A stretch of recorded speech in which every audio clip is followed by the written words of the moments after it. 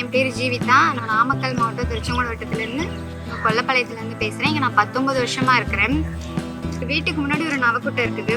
இந்த குட்டை ஃபுல்லாகவுமே கருவேல மரம், அப்புறம் ரொம்ப பொதராக இருக்கும். யாருமே உள்ளே போக முடியாது, அந்தளவுக்கு ஆழமும் கிடையாது.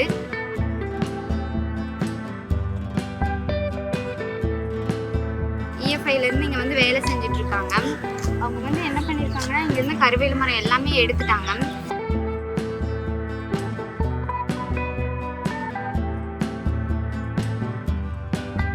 எடுத்தது நம்ம குட்டையை ரொம்ப ஆழம் பண்ணியிருக்காங்க. ஆழம் பண்ணி சுற்றி ஏரி மாதிரி போட்டிருக்காங்க மண் வச்சு.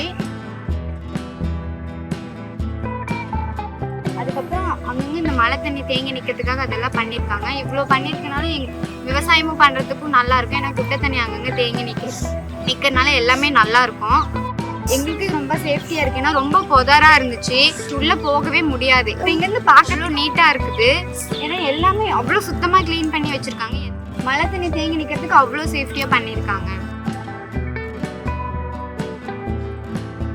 ஐலாண்ட் மாதிரி ஒரு தீவு மாதிரி பண்ணியிருக்காங்க. ஏன்னா இங்கே மழை தண்ணி வந்து எல்லாமே இங்கே சுற்றி தேங்கி நிற்கும்போது அங்கே வந்து பறவைகள்லாம் வந்து இருக்கும்போது பார்க்கறதுக்கு அவ்வளோ அழகாக இருக்கும். ரொம்ப நேச்சுரலாக அவ்வளோ அழகாக இருக்கும்.